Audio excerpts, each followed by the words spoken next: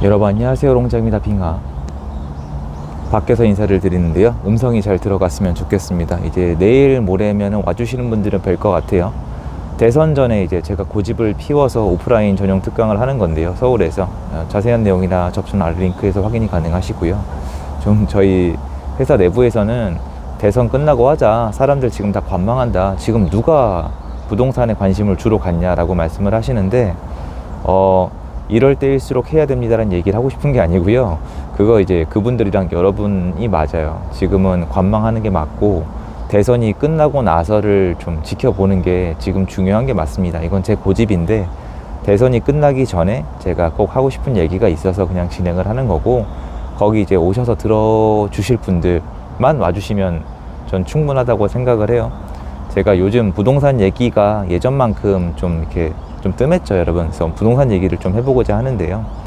지금 3년 정도 굉장히 힘든 시장이 지나왔어요. 그리고 사람들이 이제 자기의 영역에 있는 일은 감정이 섞이지만 자기의 영역이 아니면 감정이 덜 섞여요. 예를 들면은 상가나 건물은 아무래도 대중적이지 않다 보니까 사람들이 이제 분노까지 가진 않거든요. 근데 문제는 지금 상가랑 건물은 서울 기준으로 강남에서 벗어나면은 좀 매수 타이밍에 따라 많이 다르지만 마이너스 20억이면 다행이에요. 절대가에서 100억에 산 건물은 마이너스 20억, 200억에 산 건물은 마이너스 40억, 이런 게 너무 많아서 다 나열하기 힘들 정도예요.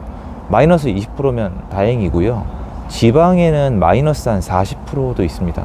왜냐면 높은 호가에 받아버리신 분들, 그리고 이자에다 녹아버렸고, 이자에다가 리모델링이나 아니면 다시 짓는데 건축비 여기서 문제 생긴 다음에 또 세금에다가 임차인 안 맞춰지고 지금 매도 호가 낮추는데 안 팔리는 거, 이런 분들 추적해 보면은 마이너스 30%가 굉장히 많아요. 그러다 보니까 아무래도 힘든 분들이 계속 나오는 거죠. 그리고 부동산, 특히 이제 아파트 시장에 관심들이 많으신데, 아파트 시장도 이제 거래가 없으면서 대출은 쪼이고 세금은 여전히 높고 다주택자도 안 되고, 그리고 특히 기존의 집을 갖고 있던 분들은 아까랑 같은 원리예요. 세입자분한테 이제 아무래도 힘들 수가 있고, 전세 만기 때 전세도 안 맞춰지고, 월세를 놓자니 이제 월세는 대출이랑 같이 가는데 대출도 안 되고, 그리고 세금에 죽고 이자에 죽고, 팔릴 때 호가도 낮춰야 되고, 경쟁이 붙다 보니까. 이것도 제가 이제 라이브 때 말씀을 드렸는데, 지금 언론에서는 이제 안 다루고 넘어가 버렸는데, 매년 6월 1일 있죠, 여러분. 종부세 기산일, 재산세 기산일이라고 하는데, 이때가 부동산에 엄청 중요한 시점인데, 이번엔 아무래도 정치적 이슈가 크다 보니까 다들 그냥 넘어가는 분위기예요. 근데 저는 요것도 시장을 체크했는데, 역시나 세금성 급매가 있었어요. 요거죠. 다주택자 분들 중에 이제 요번에 대선 전에 지금 겁먹은 분들 계시거든요. 누가 당선되냐에 따라서 겁먹은 분들이랑, 그리고 세금 때문에 아무래도 정리해야 되는 분들이 겹치면서, 여러분 요번에 보시면 특히 서울 외곽 노도강 보시면은 잠깐 괜찮아지다가 매도가 이 힘을 밀어내버렸거든요. 그러니까 분위기가 괜찮은데도 싸게 파는 거예요. 요게 가서 추적을 해보면은 개인적인 사유 때문에 아무래도 호가를 높이기 어렵고 처분을 해야 되는 이런 상황들이었어요. 근데 오늘 제가 영상 포인트가 이건데, 지난 3년 동안의 부동산에서 지금 제가 말씀드린 부분을 했냐 안 했냐에 따라서 앞으로 여러분의 미래는 달라질 거예요. 어떤 거냐면은, 시장이 하락을 했잖아요. 굉장히 어려웠으면은 사실 왜 어려운지를 좀 분석을 해야 돼요. 부동산은 분명히 누군가 매물을 싸게 팔고, 싸게 파는 매물을 싸게 사는 사람이 있어야지 실거래가가 찍히면서 가격이 하락을 해요. 그래야 통계에 잡히거든요. 무슨 말이냐면, 호가만 낮추고 팔리지 않는다면 통계적으로 가격은 내려가지 않아요. 근데 사실 이건 말이 안 되죠. 버티는데 한계가 있으니까요. 쉽게 얘기해서 하락하는 요인들을 분석을 하면은 반등하거나 상승하는 요인도 유추해낼 수 있다는 거예요.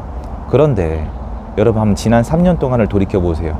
오히려 지난 3년 동안에 하락론자, 폭락론자 분들이 인기가 많이 올라갔어요. 이걸 제가 뭐라고 하는 건 아니에요. 다 있는 거니까. 근데 이분들의 이론은 뭐냐면 또 똑같아요. 살 사람이 없다, 시중에 돈이 없다, 그리고 한국이 늙어간다, 이걸 받아줄 사람이 없다, 기업들도 망해가고 있다, 이렇게 한국 경제 자체가 침몰하는 것처럼 말씀을 하시면서 부동산 반등이 어렵다, 이런 얘기를 하고 계신데, 그렇게 되면 앞으로의 시장을 유추할 수가 없어요. 왜냐면 그 이유는 그분들이 지난 10년, 20년 동안 얘기했던 거랑 똑같거든요. 그리고 지금 힘들어하는 분들에게 제가 꼭 하고 싶은 얘기가 있어요. 저는 이런 영상을 올리면서 댓글이 어떨지 알아요. 그리고 뭐 받아들여야 된다고 생각을 하거든요. 근데 이제 가혹할 때가 있죠. 시장이 너무 힘들기 때문에. 여러분이 힘들어 하시면서 저한테 뭐라고 하시냐면은, 얼음공장님, 저는 아직 부족한가 봐요. 저는 틀려 먹었나 봐요. 저는 공부를 더 해야 되나 봐요. 지금 이 시장을 기다리면 되는 건 알겠는데 너무 힘들어요. 도망가고 싶습니다라고 얘기하는데, 여러분, 이게 제 경험이에요. 여러분한테 덕담이 아니라 제 경험을 그대로 나눠드리자면 그건 여러분 잘못이 아니에요. 그럼 뭐의 잘못이냐? 그냥 있는 그대로 말씀을 드릴게요. 이 얘기를 정말 다들 안 하시던데, 여러분이 가지고 있는 돈의 규모의 잘못이에요. 저는 이 경험들을 다 해왔잖아요. 돈이 깡패예요. 돈이 있는 분들은 하락장이 와도 훨씬 잘 버티고요. 돈이 없는 분들은 하락장이 오면 공포를 느낄 수밖에 없어요. 이걸 가지고 자기는 경험이 많아서 그렇네, 아니면 다양한 방법을 알아서 그렇네, 아니면 난 멘탈이 세다, 아니면 난 앞으로 시장이 반등할 걸 안다라고 말씀하시는데, 이게 시간은 상대적 이론이에요. 누군가한테는 길게 느껴지고 누군가한테는 짧게 느껴지거든요. 돈이 많고 실거주하고 있고 세금이 무섭지 않다, 세금 이제 이렇게 과중하게 받지 않는다, 그리고 이자도 괜찮다, 이런 분들이랑 지금 세팅을 해놨는데 거래를 막았잖아요.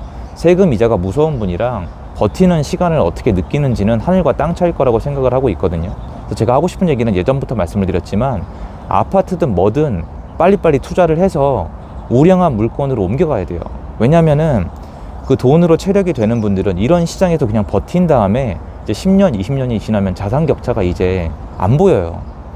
여러분, 역사를 돌이켜보면은 한국 역사가 그렇게 길지 않아요. 사실은 전쟁 이후에 이 기간 동안에 정말 다들 맨바닥에서 맨주먹으로 시작하신 분들이 자산 격차가 이제는 100배, 1000배가 나거든요. 왜 이럴까요? 이거 그런 이유 전부 다 거기 안에 들어가 있어요. 누군가는 버텼고 잘 사서 버텼고 누군가는 못 샀단 말이에요. 그러니까 무조건 사야 된다는 게 아니라 재테크를 하신다면 우량한 자산을 갖는 게 목표가 돼야 돼요. 그리고 한 가지 더 꼭 말씀드리고 싶은 거는, 여러분, 이번에 하락장이 있잖아요. 22년도 시장이 있잖아요.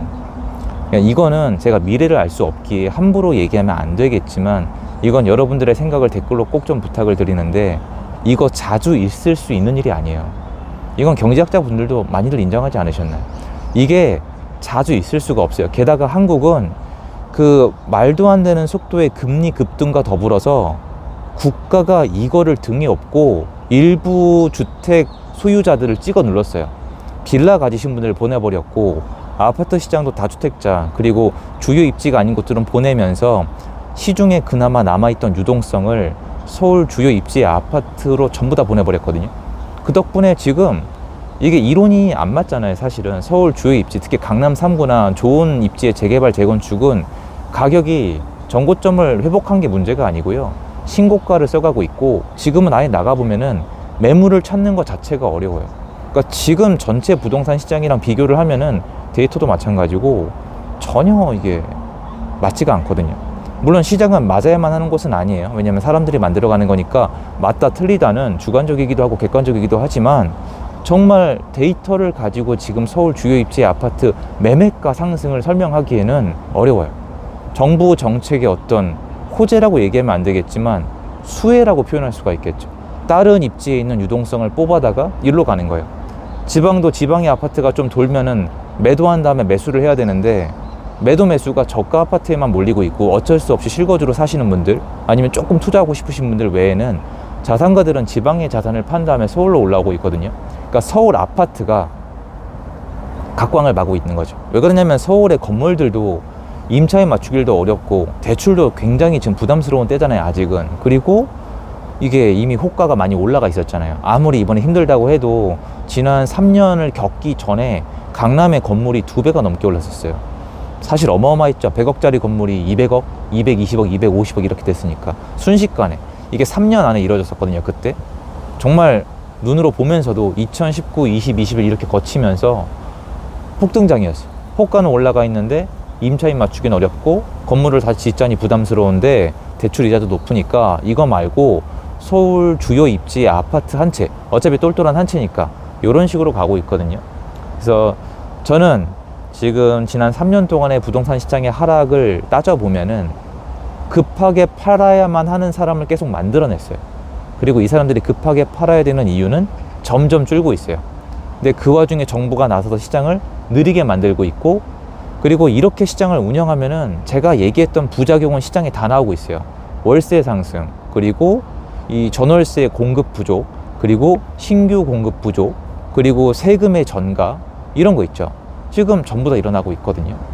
근데 시간이 저는 그렇게 많이 남아있지 않다고 생각을 해요. 물론 지금 당장 앞에는 대선이 있지만 어려운 시간을 견디시는 분들은 일단은 이게 내가 포기할 게 아니면은 우량 자산이나 좀 돈이 많은 자산가로 얼른 가야겠구나, 이거랑 시장이 왜 하락했는지 분석을 해보고 다음 시장을 준비해 봐야 되겠구나, 그리고 지금 시장에 부작용이 일어나고 있는 부분도 좀 파악을 해야 될 것이고, 그리고 무엇보다 22년도에 일어난 일이 그렇게 자주 있을 일은 아니구나. 그러니까 너무 이번에 너무 움츠러들거나 내 목표나 꿈을 포기하는 거는 좀 이르다라고 좀 말씀드리고 싶거든요. 그래서 오랜만에 그런 힘든 부동산 시장 얘기도 해보고 싶어서 영상을 준비해 봤습니다. 힘을 내야 됩니다, 여러분. 왜냐면은 제가 이제 정교하면서 계속 말씀을 드렸지만 제가 분석해서 기다리고 있는 시장이 얼마 안 남았습니다. 이젠 정말 얼마 안 남았거든요. 저는 지금 시장이 회복하고 상승했다고 생각을 안 하거든요. 이건 유동성 빨이에요. 시중에 남아있는 유동성 빨인데 진짜 시장의 본질은 이게 아니잖아요. 그걸 앞으로 같이 지켜보면서 말씀드릴 수 있도록 하겠습니다. 힘내시고요. 건강관리 필수입니다. 이럴 때일수록. 왜냐면 시장이 변했을 때도 움직여야 되니까. 한국은 무게추가 굉장히 중요한 국가예요. 무게추가 어느 쪽에 있냐에 따라서 급속도로 쏠립니다. 지금은 사람들이 위축돼 있고 관망이지만 또 움직이면 얼마나 무서운지 여러분 잘 알고 계실 겁니다.